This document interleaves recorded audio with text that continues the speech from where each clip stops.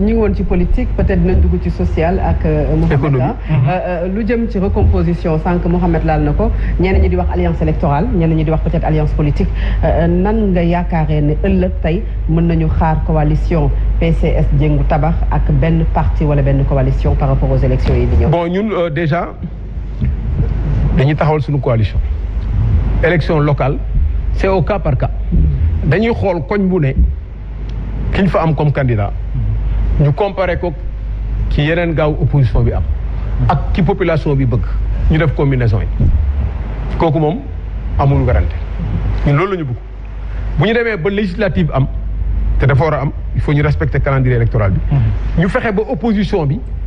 am ay bloc yoo xam ne bu ñu booloo dinañ nekk majorité à l'Assemblée nationale bu ñu mënul am liste unique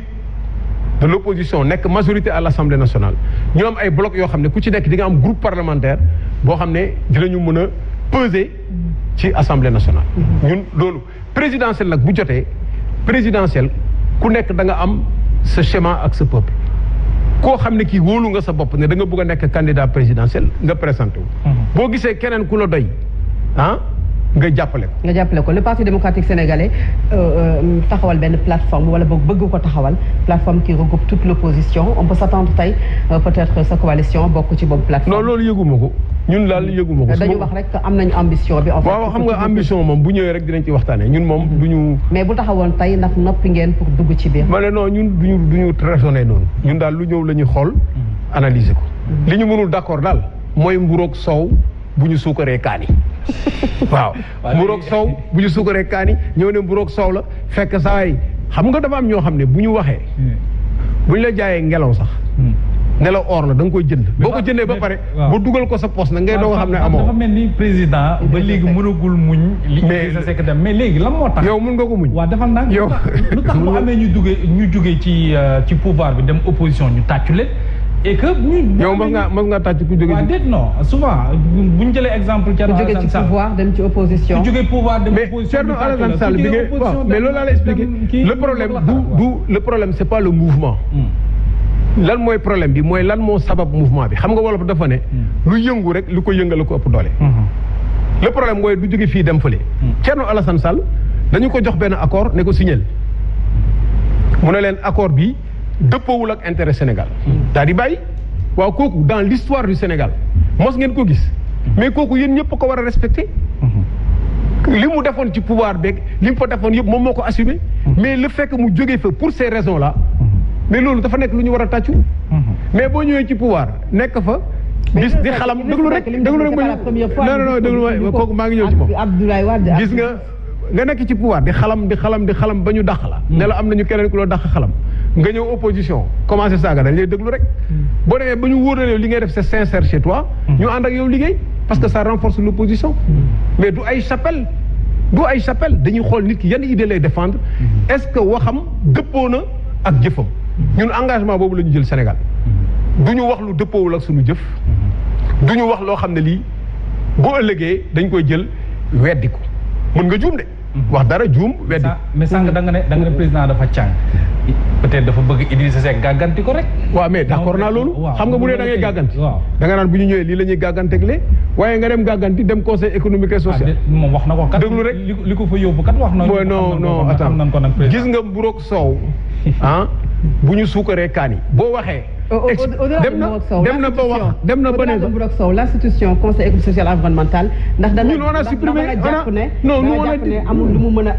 on a dans le programme Toumbi 19 on a décidé on a proposé de supprimer le conseil économique et social environnemental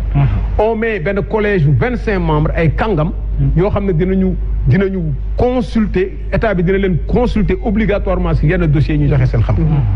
pourquoi supprimer parce que da nga jàpp ne amul njëriñ mais non parce que non seulement il y a beaucoup de budget mais amul njëriñ ni muy fonctionner le savoir bi état bi soxla pour faire ses projets pour mu jógee conseil économique et social ba yegsi ci président temps bi muy def day fekk affaire bi passé bu yàgg d'accord ce n'est pas utile d'accord mënuñu la dalal nag te waxuñu ci li askan wi di dund jamono ji li ci gën a fës wax nga ko ci sa tàmbali wax muy mbëkk mi phénomène la bu doy waar ci mim réew président Boubacar naka nga ko jàngatee dans un premier temps ak lan lañ ci mën a andi ni ay solution ngir xale yi mën a toog ci réew waaw mbëkk mi wax dëgg yàlla lu doy waar la ñu ngi ciy profité pour jaale ñëpp di naxarlu li fi am mais mbëkk mi bettuñu parce que réew mi dafa toll foo xam ne xale yi dañoo gedd réew mi réew bu demee ba ñi nga xam ne ñoo ko war a defar gedd ko ba mu jaral leen ñu jël yenn risques yi pour dem war nañu xool lu ko waral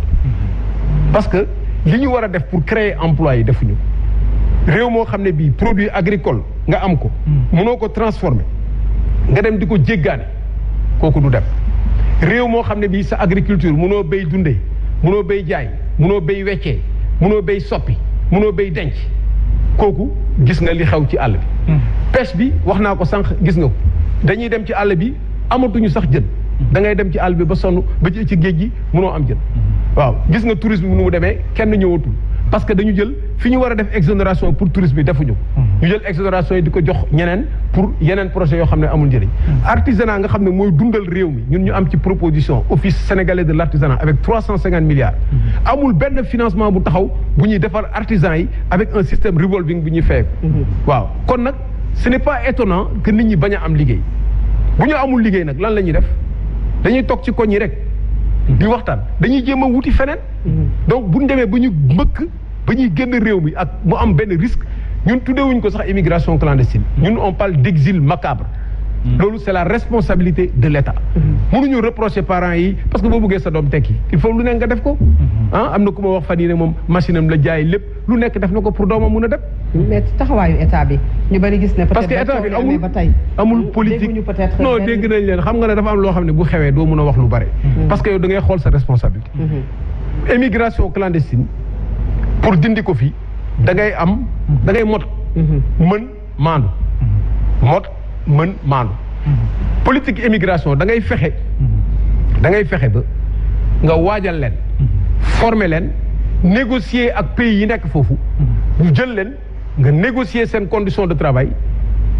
ñu mun a dem ci jàmm bu ñuy dellu si ñu dellu si jàmm xaalis bi ñu am bu ñëwee ñu structuré ko def ay financement taxawal diaspora SA ñun prévoir nañ ko ak compte courant 300 milliards bu fekkee ñu dellu si jàmm nga toppatoo seen retraite conseil bi nga xam ne moom la taxawal conseil national pour l'insertion et l'emploi des jeunes alors amoon na ay structures yu ko fi jiitu ndax peut-être mën na indi solution ci problème puisque non loolu benn kii la plus la rek xam nga ñun commission yi moom ak ay conseils yooyu ay organismes de plus li ci biir moo am solo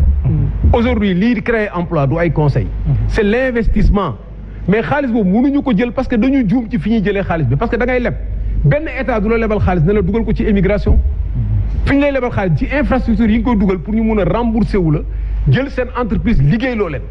donc yoon bu ñu jël moo c'est-à-dire que ñun suñu koom-koom dafa coroxaan koom-koom bu coroxaanee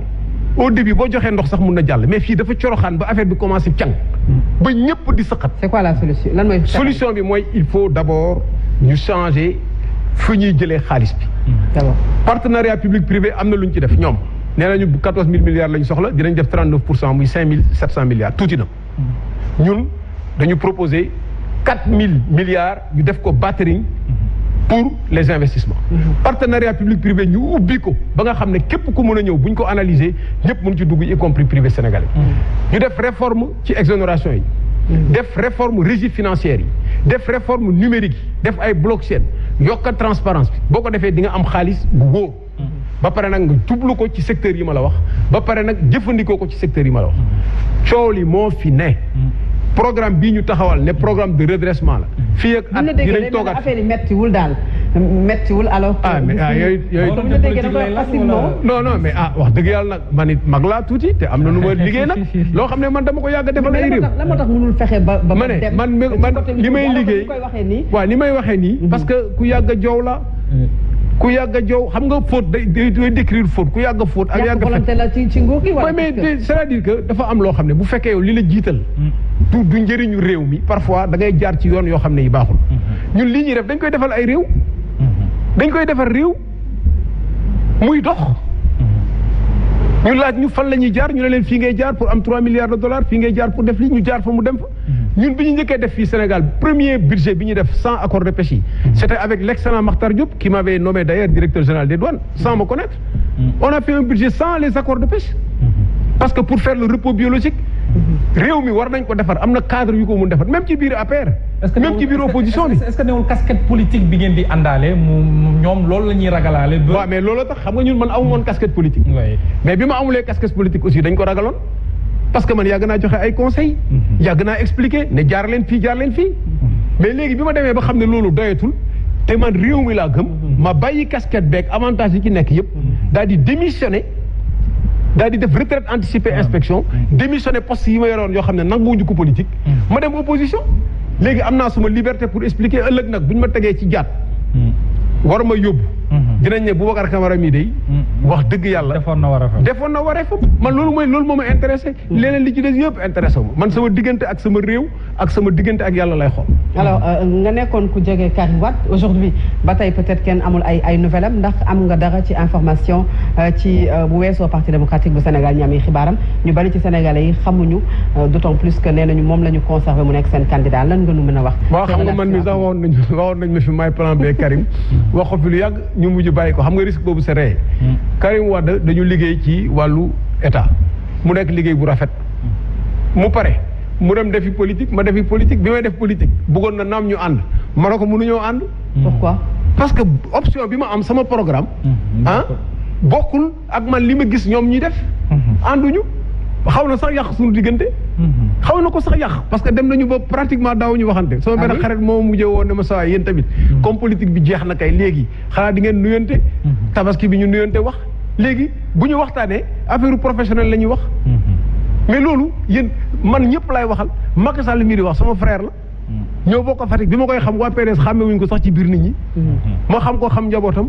aw ma benn noonoo ak moom noonu laa def ak Ousmane Sonko noonu laa def ak Thierno Alassane Sall noonu laa def ak suma grand frère Abdou Mbaye ñoom ñëpp samay xarit lañu relation nit bokkul ak affaire politique man affaire politique affaire réew la du ma ci boole caaxaan du ma ci boole njublang du ma ci boole mburoog soow bu ñu suukaree kaas boobu moom xam naa ne mooy hymne bu président Boubacar Camara mburoog soow bu ñu suukaree kaane en tout cas amoon nañu mbégte dalal la ci plateau Sen Show vraiment ci wuy si bi ak li ñu fi waxtaane yëpp ñu bàyyi la nga tàggatoo waaw kon maa leen di tàggu bu baax di leen sant ci invitation bi di leen wax ne rek dégg téll ne damm na baaxul waaw bu nit waxee da ngay seet keneen ki lu mu wax nga laajte loolu yaakaar naa ne lu nit mën a yóbbaaleel ñaareel ba mooy ñun réew mi liñ ciy def dañ ci ragalul dara parce que fi ñu jaar daf ñu tëggal ba pare ñu am wéy bi ñu am nag ci suñu lu tax ñu yàq ko lépp luñ ñu woo loo xam ne day defar réew mi dinañ ko def lépp luñ ñu woo loo xam ne day yàq réew mi duñ ci bokk ñun daal loolu la ñu gëm xulóowuñu kenn xeexuñoo kenn waaye bu ñu gisee loo xam ne lii xale yi waruñu ko roy